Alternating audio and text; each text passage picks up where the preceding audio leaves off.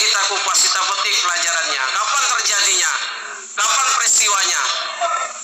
Maka jumlah ayat ini, nah inilah sekarang ini. Menjadi lembaran-lembaran Al-Quran ini disatukan menjadi yang namanya mushafun. Mushaf Indonesia, mushaf Madinah. Nah, ditulis dengan secara khat naskhi. Tulisan yaitu khat naskhi, yaitu untuk kita baca, kita pahami.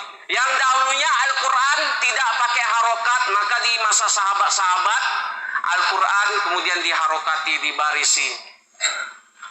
Maka ini sejarah peristiwa turunnya Al-Quran. Ma'asyiral muslimin rahimakumullah. Sekarang kita membaca Al-Quran enggak? Ada membaca Quran, Bu? Dalam Ramadan ini? Alhamdulillah, sedikit pun enggak apa-apa. Ya, kita luangkan untuk membaca Al-Quran. Kenapa? Rasulullah bersabda, orang-orang mukmin yang membaca Al-Quran dan mengamalkan isinya bagaikan buah jeruk. Ya, Bu? Buah jeruk rasanya manis dan baunya harum. Itulah orang-orang mukmin yang mau membaca Al-Quran dan mengamalkan isinya. Sedangkan orang-orang mukmin yang tidak mau membaca Al-Quran tetapi mengamalkan isinya bagaikan buah kurma. Rasanya manis tetapi baunya tidak ada. Coba aku, ada baunya, aromanya kurma, Bu? Maka begitulah orang-orang yang membaca Al-Quran tetapi tidak mau mengamalkan isinya. Sedangkan orang-orang mukmin yang munafik yang membacakan Al-Quran, mengamalkan isinya, dia setengah-setengah hati ini. Orang-orang munafik bagaikan minyak wangi atau parfum. Rasanya apa? Pahit, baunya harum. Nah, itulah orang-orang munafik yang mengamalkan Al-Quran. Yang terakhir adalah sedangkan orang-orang mukmin yang tidak mau membaca Al-Quran, tidak mau mengamalkan isinya, bagaikan buah kamarogan. Baunya busuk, rasanya pahit. Udah busuk lagi, pahit lagi. Maka tergolong di mana kita di sini kah? Apakah seperti buah jeruk, buah kurma?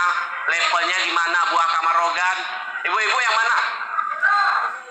Ya, oh, nampaknya iya. Ya, orang mukminkah rajin membaca Al-Quran, mengamalkan isinya? Apakah kita hanya sekedar membaca, tidak mengamalkan isinya, atau tidak pernah sama sekali membaca Al-Quran? Namun pada saat sekarang ini penyakit-penyakit masyarakat dipengaruhi oleh medsos, media sosial, sanggup berjam-jam daripada dia meluangkan waktunya untuk membaca Al-Quran. Sanggup. Twitter sanggup kita berjam-jam. Facebook sanggup kita berjam-jam. WhatsApp sanggup kita berjam-jam. Line sanggup kita berjam-jam. Twitter sanggup kita berjam-jam.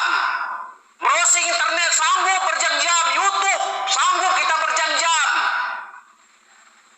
Mana lebih banyak waktu kita membaca Al-Quran daripada handphone pada hari ini?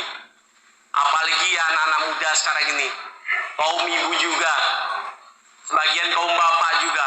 TikTok sanggup berjam-jam seperti orang kesurupan. Ya, Bu? Ada ibu-ibu suka main TikTok sih? Ibu suka main TikTok, Bu? Enggak? Alhamdulillah lah. Sanggup berjam-jam main TikTok. Mana lebih banyak waktu kita membaca Al-Quran? Berjam-jam, sanggup berjam-jam. Sebelum makan buka handphone, setelah makan buka handphone. Sebelum tidur buka handphone, setelah bangun tidur buka handphone. Sebelum bekerja buka handphone, setelah bekerja buka handphone. Handphone terus di kepala otak kita. Yang ini yang digerogoti di pikiran kita, di moral kita. Yang paling parah pada hari ini orang sanggup berjam-jam, yaitu judi online. Ada ibu-ibu nih, suka judi online sini, Bu? Oh, alhamdulillah kalau ada ibu ini parah nih. Ini yang digerogoti anak bangsa kita pada hari ini. Sanggup berjam-jam judi online.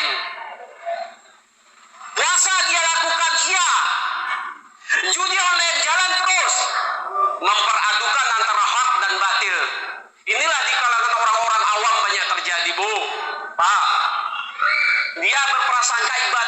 diterima oleh Allah. Sholat dia lakukan, togel jalan terus, judi jalan terus, puasa dia lakukan, judi online pun jalan terus.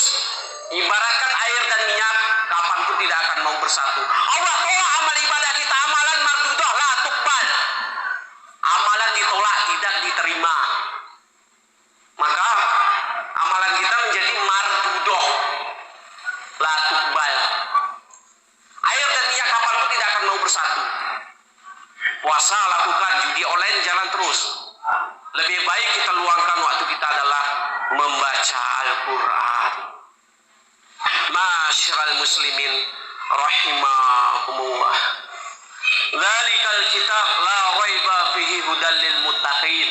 Sedemikian kitab tidak ada keraguan dalam kitab, petunjuk bagi orang-orang yang bertakwa, menjalankan segala perintahnya, menjauhi segala larangannya. Al-Quran itu mengajarkan kita, bukan Al-Quran mengajarkan kita yaitu pekerjaan-pekerjaan yaitu keji dan mungkar. Pekerjaan-pekerjaan yaitu sifat-sifat tercela. Tidak pernah Al-Quran mengajarkan kita itu bertakwa kepada Allah. Semua diajarkan di dalam Al-Quran. Tentang warisan semua di dalam Al-Quran. Tentang zakat semua dalam Al-Quran. Tentang puasa di dalam Al-Quran. Tentang sholat semua di dalam Al-Quran. Ya Bu, inilah penyakit-penyakit kita masyarakat yang perlu kita benahi pada hari ini, yaitu penyakit media sosial tadi. Sikit bermasalah suami istri update di status. Sungguh tega kau wahai suami. Ya, enggak, di sini enggak ada modelnya. Ngerti? Begitu juga yang jomblo-jomblo nggak dapat jodohnya. Ya, anak-anak remaja itu banyak tuh, anak-anak gadis tuh. Anak gadis jodohnya belum dapat sinyal. Biarlah jomblo di jalan Allah. Cantumkan nomor handphone di situ kan. Ya Bu, ada itu, adik-adik kita. Ada. Kemudian apa lagi ya? Setiap masalah buat di status. Lagi galau dalam masyarakat. Ya, buat status. Ya. Semua perbuatan kelakuan akan dipertanyakan di suatu saat nanti. Bukan kita untuk mengupdate status itu makin keras hati kita Bu, Pak. Makin keras. Apa solusinya? Al-Quran. Itu obatnya asyifa wa rahmah, itu Al-Quran. Obat segala penawar hati, bukan kita mengupdate status di Facebook ingin dibaca orang di WhatsApp, di media-media, bukan. Kuncinya kembalilah diri kita kepada Al-Quran. Ketika hati kita sempit, apa solusinya Bu? Al-Quran. Hati kita gundah, kembalikan diri kita kepada Al-Quran. Hati kita sakit, apa? Al-Quran. Hati kita gelap. Gelap maksudnya apa? Gelap, terasa hampa, terasa stres. Obatnya adalah Al-Quran. Itulah kenikmatannya Al-Quran itu. Obat segala penawar hati, obatnya adalah Al-Quran kita baca. Satu huruf kita baca 10 kebaikan, syafaatnya. 2 huruf, 3 huruf, alif, lam, mim, udah dapat pahala kita Bu. Maka kembalikan kepada Al-Quran sebagai rujukan kita nih. Apalagi kita sudah dapatnya. Terima kasih kepada Pak Kepala Desa. Nah ini sebagai amal jariah Bapak ini nanti akan dipertanyakan di yaumil hisab nanti. Mana kepala desanya nih? Inilah contoh-contoh kepala desa yang mau mewakafkan Al-Quran terus mengalir pahalanya sampai hingga wafat nanti. Inilah Al-Quran ini. Nah, kita doakan Bapak kepala desa kita berkah umur, berkah rezeki, semoga diterima amal ibadahnya. Ini sebagai amal jariah akhir hayat kita. Wafat kita, Al-Quran kita sedekahkan, kita wakafkan, kita infakkan. Inilah terus mengalir pahalanya sampai akhir hayat kita. Makanya kita jangan pelit-pelit juga Ramadan bakhil. Tanamkan yaitu sifat-sifat kita yaitu pemurah, infakkan sebagian rezeki kita untuk Al-Quran dibaca oleh kalangan orang-orang muslim, maka terus mengalir pahalanya, Bu. Nah, kalau awak ya, kalau hanya mengandalkan sholat, Bu, nggak cukup ya, Bu, nggak cukup kita.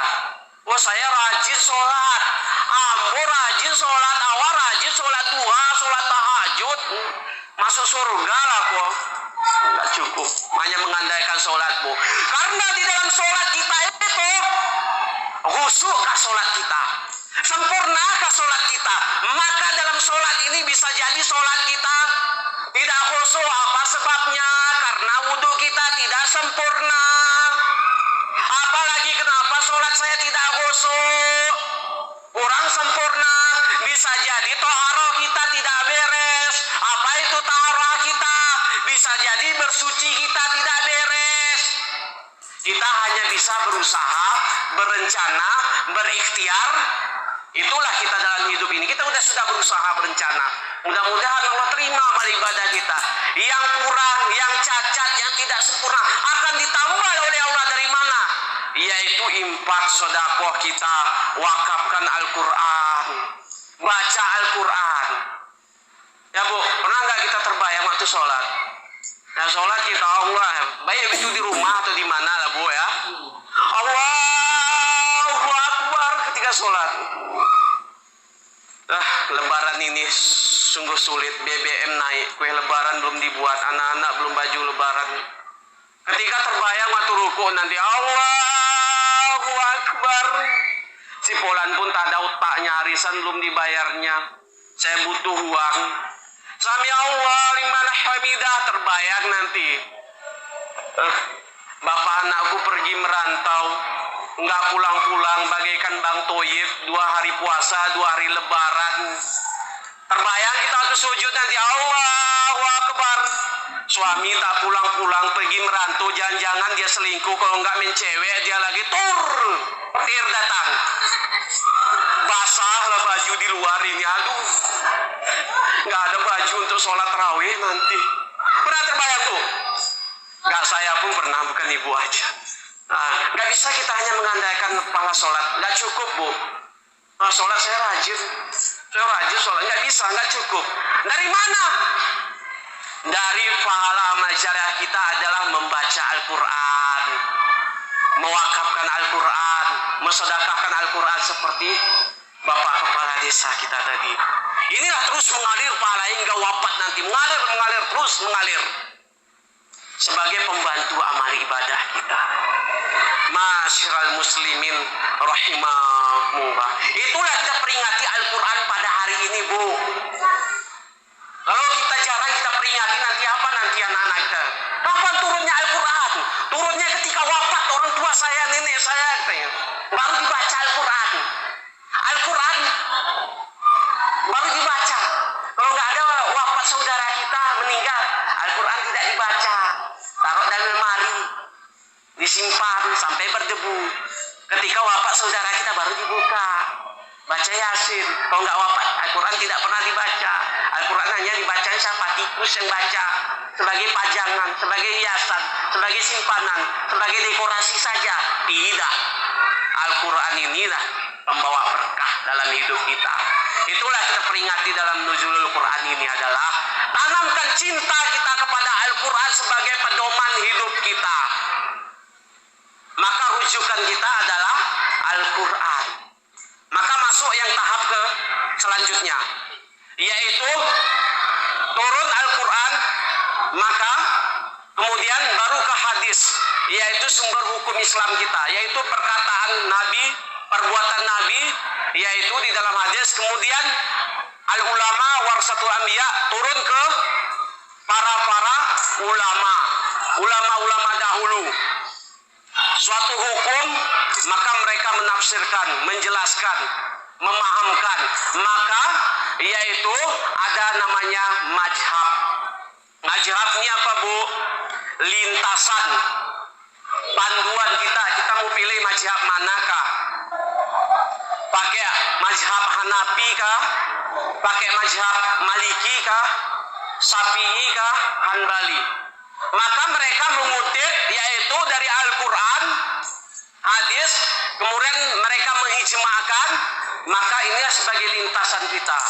Umumnya Indonesia paling terbanyak adalah, tingkat Asia paling terbanyak adalah memakai mazhab Syafi'i. Dan Indonesia dan Riau Syafi'i paling terbanyak.